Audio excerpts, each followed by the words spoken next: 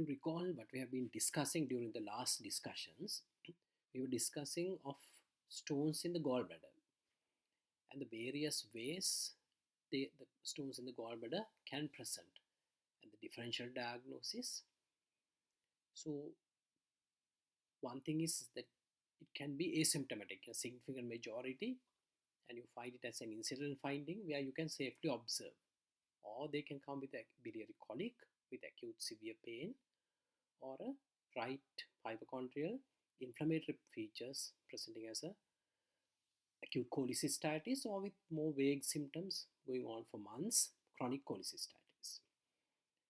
And then we discussed during our last discussion, in the fifth discussion, if the gallbladder contracts strongly and a stone gets expelled to the duct, what may happen?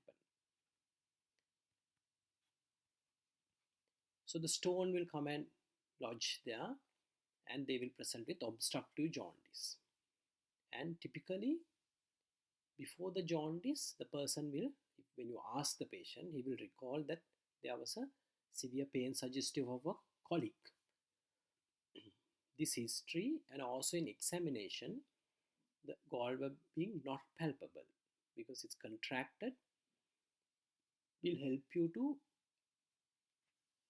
diagnose it clinically, and your ultrasound will confirm, and also the obstructive jaundice has to be confirmed with your liver functions. And then that patient was treated with ERCP, stone extraction, followed by a cholecystectomy. Now we'll look at this. Supposing with this stone and stone anywhere, it can induce infection, especially in an obstructed system, chance of getting an infection, and if it gets to be a very severe infection, is there. So on top of the bile duct getting obstructed and getting jaundice, if the patient gets infection, he gets a clinical condition of acute cholangitis. So how does it present? So just like the second discussion or the third discussion, this is the way acute cholangitis will present. Read the history.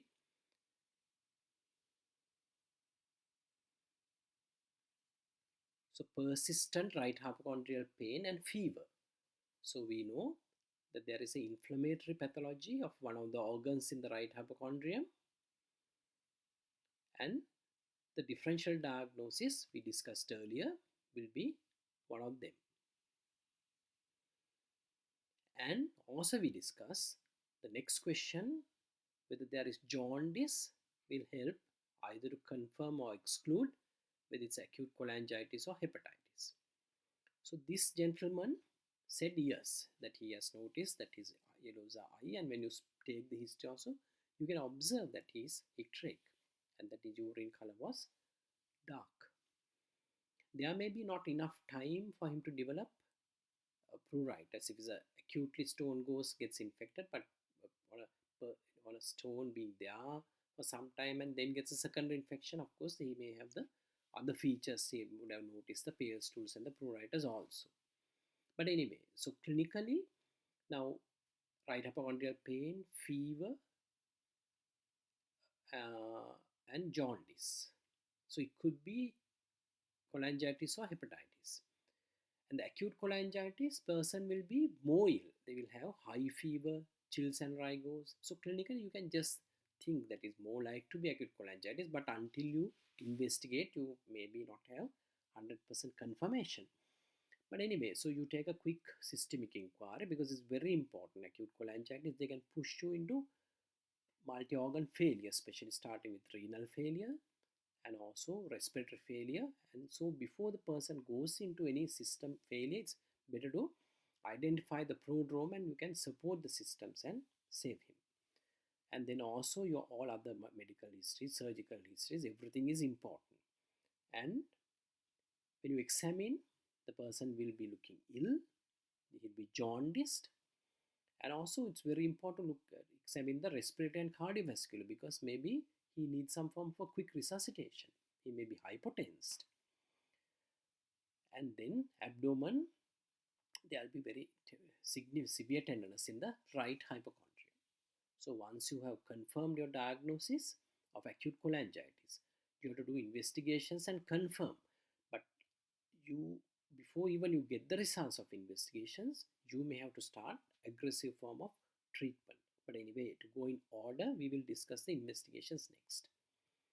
So it's acute cholangitis that we have to confirm, and then the liver functions will show obstructive jaundice, and there may be some impairment of liver function. And then ultrasound will confirm that there are stones in the gallbladder, duct has a stone, and your full blood count will be high with a neutrophil leukocytosis, and CRP will be high. And other investigations are also equally important to assess the patient, especially the renal functions. So I said even before you do this, of course you send your bloods and arrange for the ultrasound, but even before you get the investigations to a hand and get the ultrasound, you have to start treating very aggressively. So just this is the schedule that we discussed in our first lecture. Any investigations, you just put this protocol and pick up what is necessary for your patient. So resuscitation, definitely yes. In this case, he will need IV fluids, and if he is hypotensed, after giving adequate fluid hydration, he may need iron drops, but that is not the first thing that you are going to start. Anyway, you need hydration, and he may need oxygen if he is dyspneic, and definitely this patient needs monitoring, and if possible to manage this patient in a HDU. But if the respiration is not good, you may have to even get into ICU soon. It's very important to remember that. And also monitoring is absolutely important. Sometimes there are situations where the patient may be not that ill, or you may not have a bed in the HDU ICU. So it's very important to monitor the patient even in the ward, because you do the morning ward round, and by evening ward round, by about 3 o'clock, by that time is more than enough for a person going to acute renal injury. So it's very important even in the ward, pass a catheter, charge the urine output, and also all other forms of monitoring absolutely necessary. And then before getting on to your symptomatic treatment, this person, the priority will be start broad spectrum IV antibiotics. And fluids we have discussed already. He may be given some oral liquids if he's feeling thirsty, but most of the people are very ill and they may be nauseated, vomiting. And then of course you can give symptomatic treatment, and then whether he needs intervention. Of course, your answer will be yes, because there is a stone in the CBD and also stones in the gallbladder. So now the earlier case we discussed, we did the ERCP, remove the stone, and then did the cholecystectomy. But this person is too ill for major interventions. So in a very sick patient, you have to do the minimum intervention, get him well, stable, and then do the definitive therapy. So here, what for this patient who presented diagnosed acute cholangitis, what we want to do, we plan to pass a stent and get the system decompressed, and then he'll get better. And so best way to get the decompression is ERCP. And so we took him to the endoscopy room, and I discussed in the last case of having the endoscopic view, the radiographic view, and you get your scope there, and then you cannulate, then you do a synchrotome and pass a stent.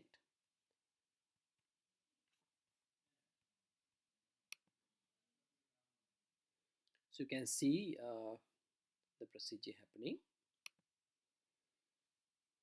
And this clip I shared in the last discussion also, but just for interest, I'm just showing it again how the papilla gets cannulated, and then do the sphinctomy, because the sphinctomy itself, once the sphincter pressure goes off, it will release a lot of bile. It itself helps a lot. And then once you pass the stent, so you can see the stent coming in. So it's a stepwise procedure. You have to actually, these are edited clips. So once you're through the cannula, you pass a guide wire and pull the, leaving the guide wire, pull the cannula or the sphinctome, and over the guide wire you push the stent. So it's a stepwise procedure that you do.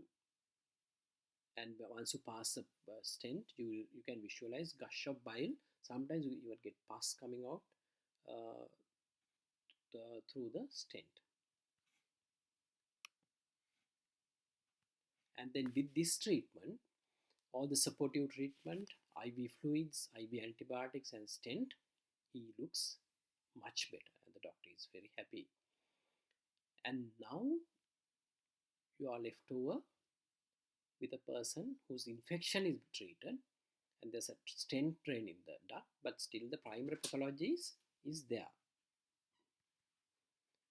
So he was taken back for repeat ERCP once he got better. So it's very important that you wait until the patient clinically full recovers, because now there's no hurry, because the system is decompressed with a stent. So you can even wait about 1 or 2 weeks. There's no problem. So then you have the repeat ERC, remove the stent, and the same thing. You have to remove the stones. So with the Domia basket, stones are removed, and then he has to undergo the cholecystectomy. So he underwent a laparoscopic cholecystectomy with the gallbladder coming out. So he's fully treated. So just to summarize his case, that he had a stone in the bile duct, and comparison to the case 5 where he presented with obstructive jaundice, this person presented with a complicated CBD stone with infection with acute cholangitis. So acute cholangitis means he has two problems, the CBD stone and a bacterial infection.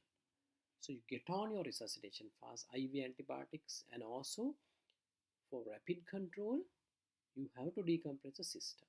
So you get a stent in, and then you control the infection. So then you effectively remove the bacterial infection.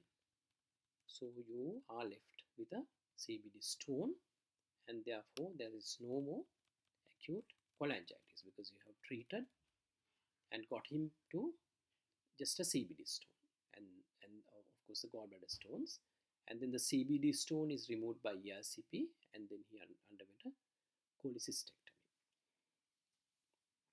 So that's how you treat a acute cholangitis due to stones. Sometimes acute cholangitis may due to other obstructions like malignancy, so it's a different thing. But here you're concentrating on acute cholangitis due to a stone.